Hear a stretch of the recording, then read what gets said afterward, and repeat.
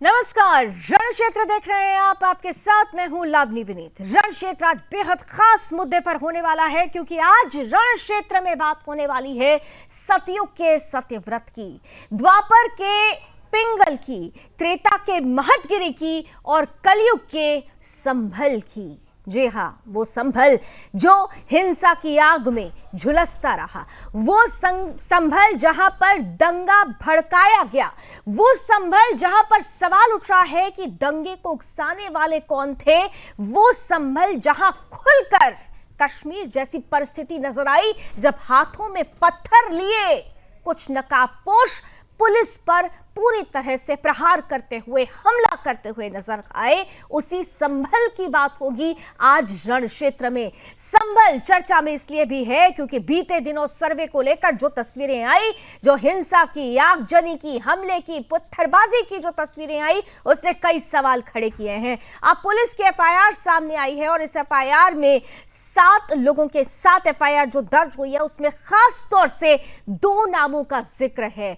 वो 2 नाम जो समाजवादी पार्टी से जुड़े हुए हैं, वो नाम जो सांसद जियाउर रहमान बर्क का है, वो नाम जो विधायक इकबाल महमूद के बेटे सुहेल का है, जैसे नंबर 2 और नंबर 1 जियाउर रहमान बर्क को बनाया गया है आरोपी। और इसी के साथ साथ सवाल यह भी हो रहा है कि जो परिस्थितियां संभल में बनी सर्वे के नाम पर, क्या वाकई वो सिर्फ और सिर्फ सर्वे के नाम पर स्थिति बनाई गई, या यहां पर वर्चस्व की लड़ाई को, दबदबे की लड़ाई को धर्म की आड़ के रूप में एक नए प्रस्तुतिकरण के साथ सामने रख दिया गया?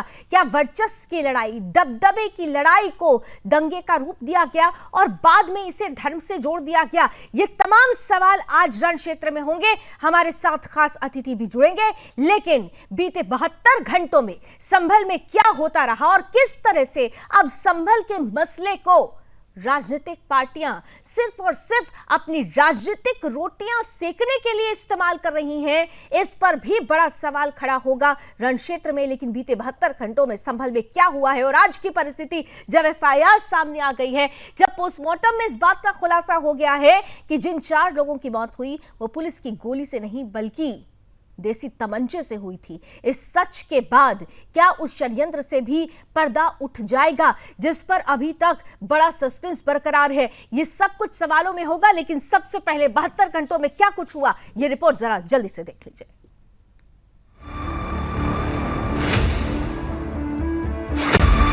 अपना भविष्य बर्बाद मत करो इनके चक्कर में नेताओं के।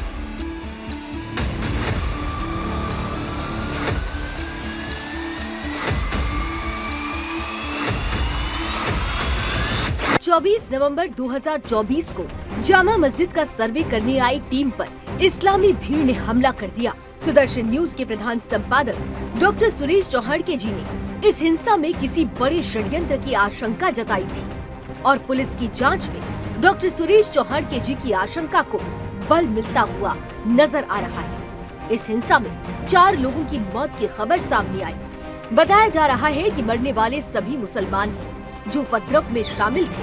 वहीं पुलिस ने भी बताया कि उपद्रव रोकने के लिए फायरिंग नहीं की गई थी, केवल लाठीचार्ज और आंसू गैस के गोले दागे गए थे और रबड़ की ही बुलेट्स चलाई गई थी।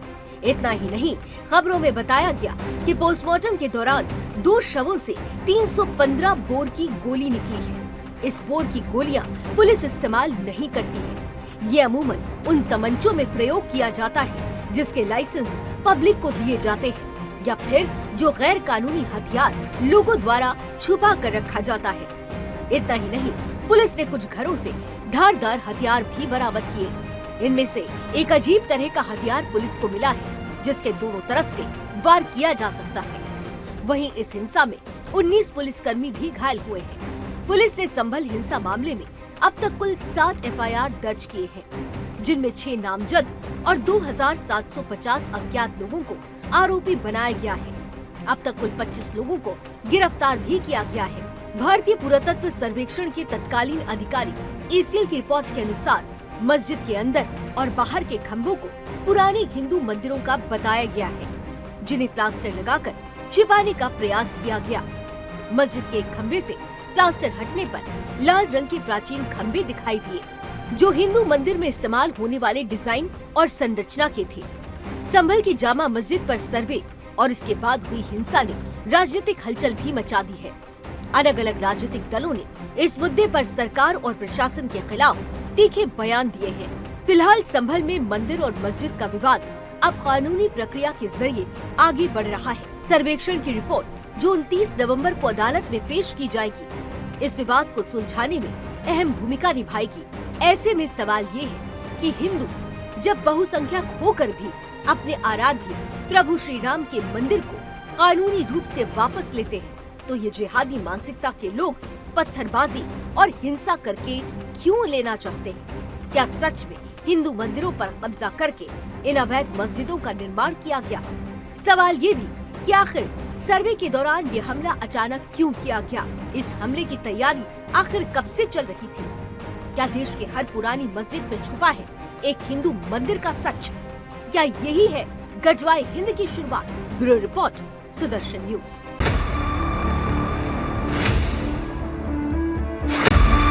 अपना भविष्य बर्बाद मत करो इनके चक्कर में नेताओं के।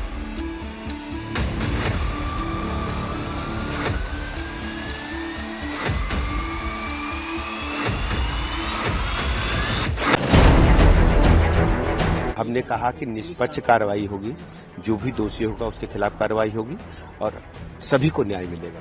जो भी पीड़ित है उनको न्याय मिलेगा। संभल में जो कुछ प्रशासन कर रहा है 100% गलत कर रहा है। प्रशासन की लापरवाही से, बल्कि प्रकार मैं तो ये आरोप लगा रहा हूँ, प्रशासन ने जानबूझकर वहाँ ये सब अशांति पैदा करने का काम किया है। प्रशासन चाहता कुछ भी नहीं हो सकता था। प्रशासन ने ही लोगों को जो जा रहे थे मस्जिद में नारे लगाते हुए उकसाया और ये प्रदर्शित किया कि जैसे मस्जिद पे लोग कब्जा करने जा रहे हैं, जिसकी वजह से ये सब कुछ हुआ। कोई न्याय नहीं कहीं से मिलेगा तो निराश होकर आदमी क्या करता है? निराश होकर न्याय मिलेगा तो कभी कुछ नहीं, शांति होती। हमेशा शांति न्याय के रास्ते से ही निकलती है और न्याय जब नहीं मिलता है, निराश हो जाता है आदमी, कहीं से न्याय नहीं मिलता है तो कुछ न कुछ तो लोग करते ही फिर। एक्शन मोड में है, लेकिन पुलिस जो सही में जिम्मेदार है, क्योंकि प्रशासन खुद ही जिम्मेदार है इस पूरी घटना का। तो सही मायने में अगर देखें तो लोगों को प्रताड़ित किया जा रहा है और लगातार लोगों को प्रताड़ित कर रहे हैं संभल में, और गलत मुकदमे लगा के जहां 800 लोगों पे एफआईआर हुई है, वहीं जहां हमारे एमपी मौजूद भी नहीं थे घटना के समय, वह बैंगलोर में थे, तो उनका भी नाम जब्त किया गया है। तो कहीं ना कहीं प्रशासन की पूरी मिली जुली, वैसे सभी सामान्य लग रहा है, सभी दुकानें खुली है, लोग आगमन सभी अच्छी है, सब ठीक ठाक चल रहा है। अभी तक फिलहाल कोई दिक्कत नहीं, पूरी संभल अब शांति से चल रहा है, कोई दिक्कत नहीं है। ये कि मार्केट तो अभी ठीक है। अभी स्कूल के बारे में डीएम सब बताएंगे कब आदेश करेंगे उसको। तो कल तो बंद रखा है, आज का अभी उन्होंने एक्सटेंड किया, मैं एक बार चेक करता हूँ, ठीक है। और बाकी मार्केट पूरी तरीके से चल रहा है, सभी लोग अपना काम देख रहे हैं। लोग से अपील भी की है, सभी शांति से अपना काम करिए, किसी की पुलिस परेशानी नहीं करेगी। जो भी निर्दोष है उनके कुछ नहीं होगा, अपना काम करते रहिए, बस इतनी मैंने अपील किया। वो सब हम लोग का आज का कंडीशंस देख के बाकी हम डीएम और एसएसपी डिसाइड करेंगे, उसके आधार पर हम आगे बताएंगे। So that is not an intelligence failure, that is not a security failure, that is eventuality जिसके साथ डील करना पड़ता है और उसके साथ उसी तरीके से डील किया गया। पुलिस द्वारा वहां पे टीयर स्मोक म्यूनिशन फायर किया गया। पुलिस द्वारा पहले बताया भी गया कि ये नाजायज मजमा है, मेरे स्वयं द्वारा बताया गया 3 बार कि आपका नजमा नाजायज है, आप लोग यहाँ से चले जाएं। उसके बाद टीयर स्मोक भी फायर किए गए और पैलेट गन्स भी हैं, वो भी फायर की गई हैं। आप कई जगह वीडियो के अंदर वायरल भी हो रहा है कि पुलिस द्वारा फायरिंग की गई। पुलिस द्वारा वो पैलेट गन का प्रयोग किया गया। पुलिस द्वारा किसी भी लीथल वेपन जिससे कि किसी व्यक्ति की जान जा सके, पुलिस द्वारा ऐसा कोई भी वेपन है वो फायर नहीं किया गया है। तो परिस्थितियां ये बता रही हैं कि ये सब कुछ एक कॉन्स्पिरेसी का हिस्सा था। संभल में जो हुआ इसकी स्क्रिप्ट पहले ही लिखी जा चुकी थी और संभल में जो कुछ भी हुआ है उसे राजनीतिक पार्टियां अपने अपने तरीके से परसेप्शन के रूप में सामने रख रही हैं, लेकिन संभल के सच का पोस्टमार्टम आज हम करने वाले हैं। स्वागत करते हैं हमारे पैनलिस्ट का। आज हमारे साथ वरिष्ठ अधिवक्ता हैं हरिशंकर जैन जी जुड़ चुके हैं। हमारे साथ इस वक्त देख रहे हैं हम कि former DGP UP Arvind Jain साहब हमारे साथ जुड़ चुके हैं, मुस्लिम स्कॉलर हैं और पेशे से एडवोकेट असगर खान साहब हमारे साथ हैं, साथ ही साथ हिंदू धर्म गुरु अजय गौतम साहब हमारे साथ हैं, बीजेपी का पक्ष रखने के लिए दीपक सिंह जी, कांग्रेस का पक्ष रखने के लिए वाचस्पति द्विवेदी जी और साथ ही साथ समाजवादी पार्टी का पक्ष रखने के लिए अशोक तिवारी जी हमारे साथ जुड़ चुके हैं। आप सभी का बहुत बहुत स्वागत करती हूं। और हरिशंकर जी, सबसे पहला सवाल मेरा आपसे ही होने वाला है, क्योंकि जिस तरीके की परिस्थिति बनी, जो कहानी लगातार रविवार के बाद से एक के बाद एक नई नई कहानियां सामने आ रही हैं, उस कहानी में एक नया मोड़ तब आ जाता है जब पुलिस के एफआईआर में साफ तौर पर आरोपी नंबर 1 समाजवादी पार्टी के सांसद जियाउर रहमान बर्क को बनाया जाता है, आरोपी नंबर 2 समाजवादी पार्टी के विधायक के बेटे को बनाया जाता है। और इन सब के बीच ये कहा जाता है कि यह वर्चस्व की लड़ाई थी, ये दबदबे की लड़ाई थी, पठान वर्सेस तुर्क की कहानी भी सामने आ जाती है। ये सच क्या कह रहा है हरिशंकर जैन जी? देखिए, बात बिल्कुल सही है और जिस ढंग से वहां हुआ है और जो घटनाएं हुई हैं और एफआईआर में जो लिखा हुआ है, उससे साफ जाहिर हो रहा है कि इन लोगों की आपसी लड़ाई थी, वर्चस्व की लड़ाई थी और इसको जबरदस्ती के लिए शासन को बदनाम करने के लिए, हिंदू पक्ष को बदनाम करने के लिए ये लोग जो नेतागण है प्रचार कर रहे हैं। सही बात तो ये है कि वो लोग खुद चाहते थे, ये 2 गुट होंगे, एक गुट चाहता था पठान के हमारा तो वर्चस्व, दूसरा अपना वर्चस्व चाहता था। एफआईआर से बिल्कुल एकदम सही स्टोरी लिखी है। दूसरी बात, पुलिस की गोली से कोई नहीं मरा है, सब जितने आपसी उसमें और प्राइवेट गन से मारे, पुलिस गोली किसी को नहीं लगी है। और एक नैरेटिव अभी राम गोपाल जी का आप सुन रही थी, उन्होंने कहा कि साहब वहां नारे लगाए गए हिंदू पक्ष द्वारा। मैं स्पष्ट कर दूं, पूरे देश को भ्रमित किया जा रहा है।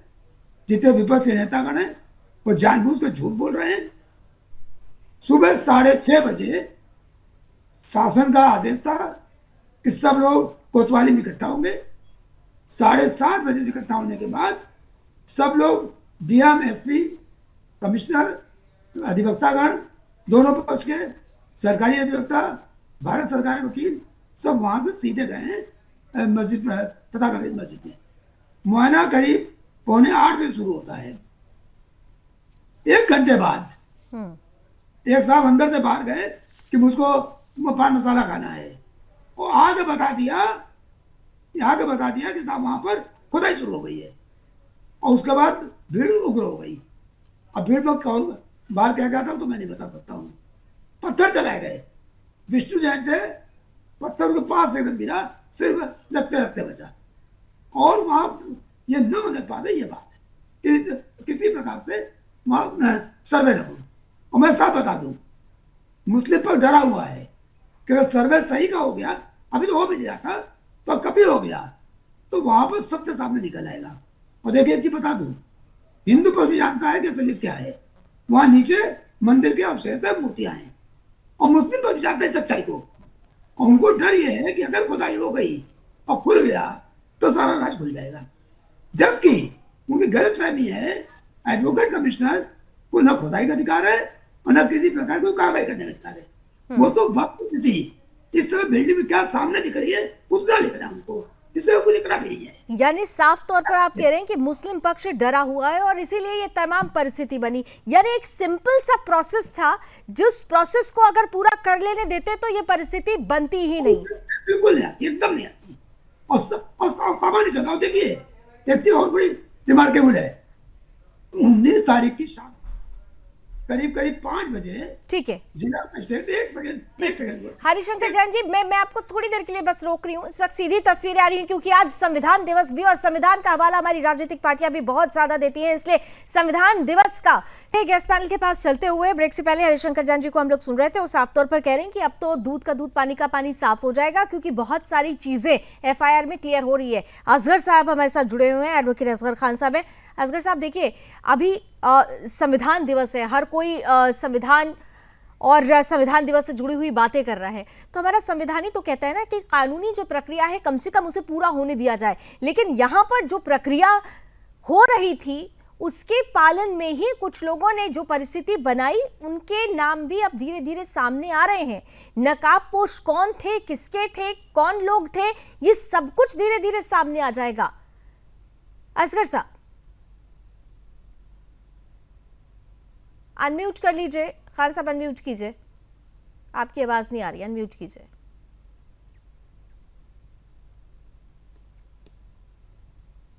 अब आ रही है? हाँ जी आ रही है, आवाज आ रही? हाँ हाँ बिल्कुल आ रही है, बोलिए। संविधान दिवस की सबसे पहले मैं अपने पैनलिस्ट और आपको, सब मुल्क के लोगों को मुबारकबाद पेश करता हूं। और बात आपने चूंकि कही है तो संविधान से ही शुरू करते हैं। हालांकि मेरा अपना मानना तो यह है कि बहुत सारी चीज़ें हैं, रोजी रोटी, भूख, किसान, सेहत, एजुकेशन, सैकड़ों चीज़ें हैं हमारे मुल्क में। कब तक हम मंदिर मस्जिद करते रहेंगे? नहीं करना चाहिए, ये मेरा ज़ाती ख्याल है। लेकिन फिर भी मैं, आपने जो कहा संविधान से बात शुरू करते हैं। सबसे पहले बात यही है कि सही इस चीज़ को लेकर, चूँकि यहाँ धर्म की, मस्जिद की, मंदिर की बात है, इन तमाम चीज़ों को लेकर हमारा संविधान क्या कहता है?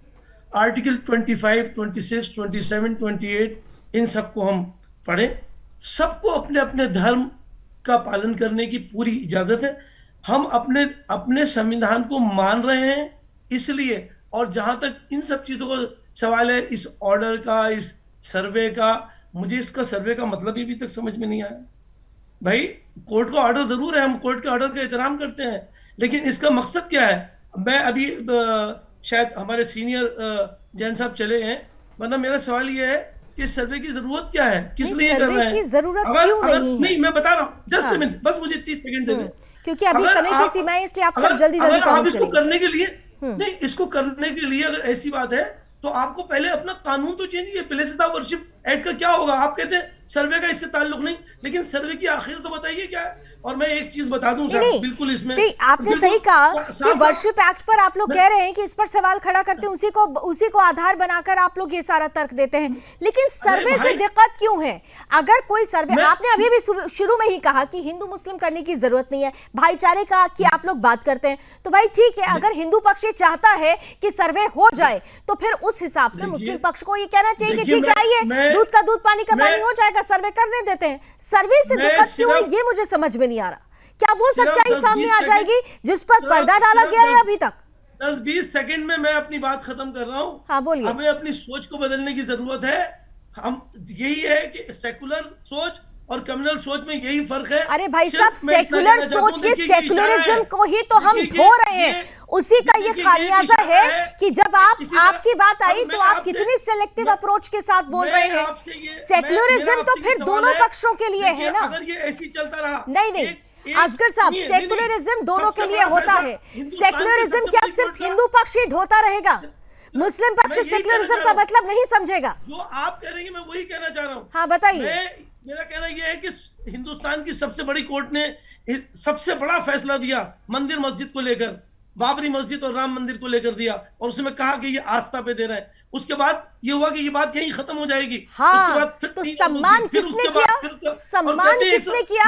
हिंदू पक्ष ने। हर एक हिंदू अगर न्यायिक प्रक्रिया के साथ, सर हो गया 10 सेकेंड, न्यायिक प्रक्रिया के पर भरोसा करते हुए अगर आगे बढ़ता है तो इस देश का मुसलमान न्यायिक प्रक्रिया पर भरोसा क्यों नहीं कर पाता? न्यायिक लड़ाई लड़ते हैं ना। कहना चाह रहा हूँ, देखिए ये इस बात की तैयारी करा रहे हैं, इस मुल्क को खराब करने की कोशिश कर रहे हैं। मुल्क कौन खराब कर रहा है यहाँ दिख रहा था? अजय गौतम साहब जल्दी से। अरे भाई सुन लिया सर, 10 सेकंड बोल लीजिए। बात की तैयारी करा रहे हैं कि मुस्लिम, सिख, ईसाई मिलकर ऐसा ही एक ग्रुप बनाए और वो हर मंदिर के खिलाफ डालें। ये चाहते हैं आपके हर मंदिर के खिलाफ कोर्ट से फैसला ले, फिर मंदिरों का सर्वे हो। अरे भाई तो आप क्यों नहीं चाहते? सवाल इस देश में बहुसंख्यक अगर चाहता है कि उसका मंदिर उसे मिल जाए, नहीं असगर साहब, अगर बहुसंख्यक चाहता है कि उसको उसका मंदिर मिले, तो ये जो आप ढिंडोरा पीट रहे थे हिंदू मुसलमान भाईचारे का, उससे आप उस भाईचारे को तो आप ताक पर रख देते हैं। सवाल यही है, नाजायज तरीके से किस तरह से मंदिरों को लिया गया, कैसे आक्रांता आए, कैसे यहाँ बहुसंख्यक सनातनी हिंदुस्तान की अस्मिता को चोट पहुंचाई गई, ये सब कोई जानता है, हर कोई जानता है। अजय गौतम जी जल्दी से, अजय गौतम जी जल्दी सबका समय की सीमा का ध्यान रखते हुए मैं सिर्फ इतना कहूंगा, ये सेकुलरिज्म की जो कुर्बानी है, सेकुलरिज्म के लिए जो करना है, जो कुर्बानी करनी है, त्याग करना है, ये हिंदू ही क्यों करे? हिंदू क्यों अपनी विरासत को छोड़ दे? हिंदू क्यों अपनी पहचान को छोड़ दे? हिंदू क्यों अपनी पूजा पद्धति को छोड़ दे? हिंदू अपने मंदिरों को क्यों छोड़ दे? तो इसका मतलब सेकुलरिज्म का मतलब ये है, अब हमारे जो बुजुर्गों के बनाए हुए मंदिर हैं, हमारे जो सैकड़ों साल की विरासत है, जो हमारी धार्मिक पहचान है, जो हमारी संस्कृति है, जो हमारा कल्चर है, जो हमारा हेरिटेज है, हम उसको सेकुलरिज्म के नाम पे कुर्बान करते जाएं और ये वक्फ बोर्ड की आड़ में हिंदुओं की मजलूमों की संपत्तियों पे कब्जा करते रहे। मेरे बाप दादाओं के बनाया हुआ अगर कोई मंदिर है, मेरे पूर्वजों का बनाया हुआ कोई मंदिर है जिसमें मेरे भगवान की मूर्ति अगर है, तो उसमें पूजा करने का क्या संविधान की धारा 25 मुझे अधिकार नहीं देती क्या? मैं तो कहता हूँ आओ जाओ, मेरे घर में मंदिर बना हुआ, कर लो सर्वे, मैं तो सर्वे के लिए तैयार हूँ। चोर की दाढ़ी में तिनका क्यों? सर्वे से भागना क्यों? अगर आप नीट एंड क्लीन है तो आप कहेंगे आइए सुबह भी सर्वे करिए, दोपहर में भी करिए, शाम में भी करिए, क्योंकि नीट एंड क्लीन है। लेकिन आप जब क्लीन हेड नहीं है, आपको पता है वहां आपने खंभों पे प्लस्तर कर करके ओम को और विष्णु जी की मूर्तियों को छुपा रखा है। आप जानते हैं आपने जो मंदिर के गुम्बद है उसको आपने इलीगल तरीके से उसको कोई और ढांचा दे रखा है, तभी तो आप सर्वे से भाग रहे हैं ना। प्राइमा फेसाई अगर देखा जाएगा मेरे पास, मैं अगर clean and neat and clean तो मैं सर्वे का स्वागत करूंगा। लाकर रखता है तो फिर उस सच से भागना क्यों? सवाल यही है। हमारे साथ फॉर्मर डीजीपी हैं अरविंद जैन साहब भी हैं, उत्तर प्रदेश के फॉर्मर डीजीपी रहे, इसलिए इस परिस्थिति को बहुत अच्छे से समझ रहे हैं। डीजीपी अरविंद साहब, देखिए ये पहले भी हुआ है, जब ऐसी परिस्थिति बनती है सबसे पहले पुलिस पर सवालिया निशान खड़ा हो जाता है, लेकिन पोस्टमार्टम ने तो दूध का दूध पानी का पानी कर दिया। 315 बोर से अगर गोली चलती है, देसी तमंचे से गोली चलती है, तो फिर पुलिस को सिर्फ टारगेट कर देना, और वो तस्वीरें जहां पर पुलिस वालों पर ही पत्थरबाजी हो रही है, वर्चस्व की एक लड़ाई, पुलिस के बहाने सरकार को साधना, पुलिस को बार बार निशाने पर ले लेना। जैन साहब कैसे देख रहे हैं इस पूरे मामले को?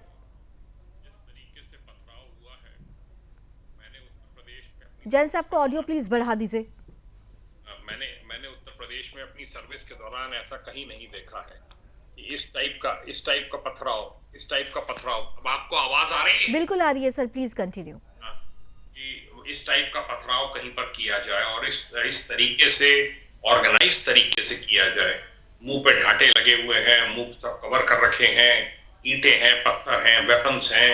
ये पूरा का पूरा एक सुनियोजित एक साजिश थी जिसका पर्दाफाश होना जरूरी है। कौन तत्व के पीछे हैं? जैसा कहा गया, कोर्ट की लड़ाई कोर्ट से लड़ी जानी चाहिए। कोर्ट की लड़ाई जो है वो पुलिस से लड़के या जिला प्रशासन से